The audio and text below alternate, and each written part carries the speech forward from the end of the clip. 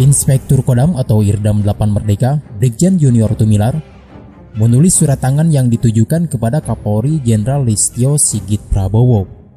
Surat tersebut viral di media sosial. Di dalam surat tersebut, Jenderal TNI itu meminta kepada Kapolri agar Bintara Pembina Desa atau Babinsa tidak perlu sampai dipanggil ke kantor polisi untuk diperiksa. Awalnya dia mengungkap Babinsa hanya berpihak kepada seorang rakyat bernama Ari Tahiru, 67 tahun, yang sedang berhadapan dengan masalah konflik lahan di Sulawesi Utara.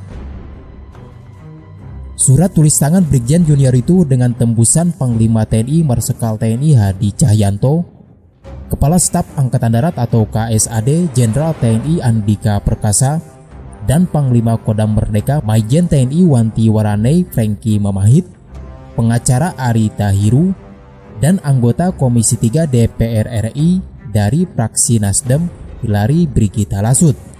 Di dalam suratnya, Brigjen Junior mengatakan Babinsa sebagai bagian dari sistem pertahanan negara di darat.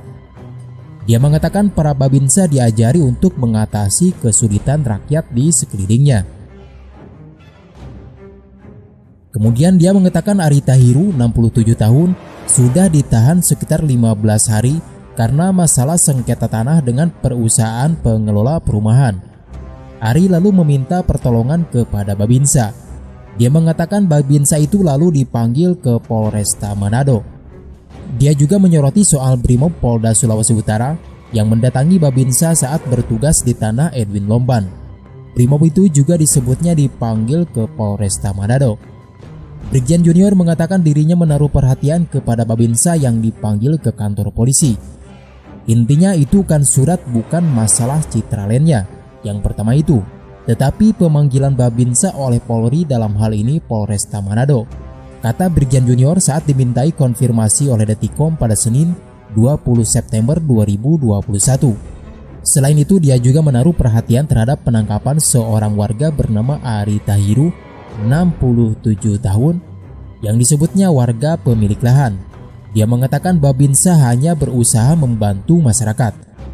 Pak Ari Tahiru yang buta huruf dan miskin minta perlindungan juga kepada Babinsa.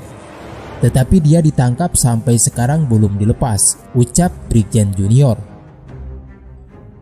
Yang ketiga, pengerahan Brimob bersenjata ke lahan Edwin Lomban.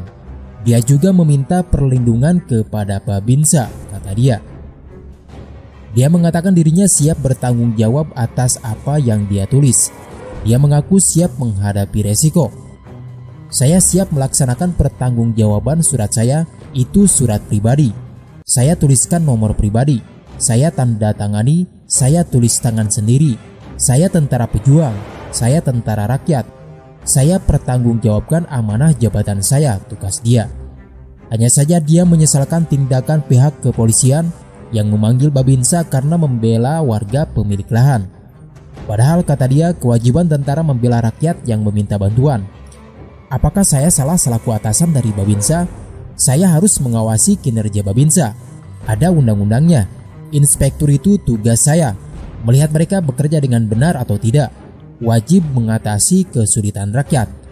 Lah kalau rakyat minta tolong, masa tidak dilindungi, ucap dia. Brigjen Tumilar mengakui surat tersebut ditulis sendiri pada 15 September 2021. Dia berharap Kapolri merespon surat tersebut. Di sisi lain, PT Ciputra Internasional atau Perumahan Citraland ikut buka suara. Pihak Ciputra menilai penyampaian Brigjen Junior tidak benar. Dalam surat itu, kami melakukan perampasan tanah. Jadi saya perlu tegaskan bahwa tudingan sangat tidak mendasar dan fitnah kepada klien kami Ciputra Internasional, kata kuasa hukum PT Ciputra Internasional atau Perumahan Citraland Duan Taga.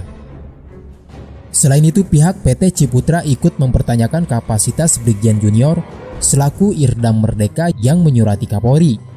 Kami mempertanyakan apa kapasitas Irdam TNI AD untuk mengirimkan ke Kapolri.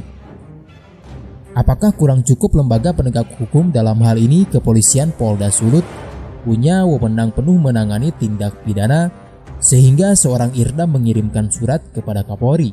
Apa kapasitasnya? Itu yang kami pertanyakan. Pihak PT Ciputra mengklaim tidak pernah merampas tanah milik siapapun karena proses pengadaan itu sudah dilakukan sesuai prosedur. Karena begini logikanya, kalau bermasalah izin yang kami ajukan ke Pemkot Manado atau instansi terkait yang menangani proses perizinan tidak diberikan izin. Kalau tanah itu bermasalah, tanah itu tidak bermasalah, ujarnya.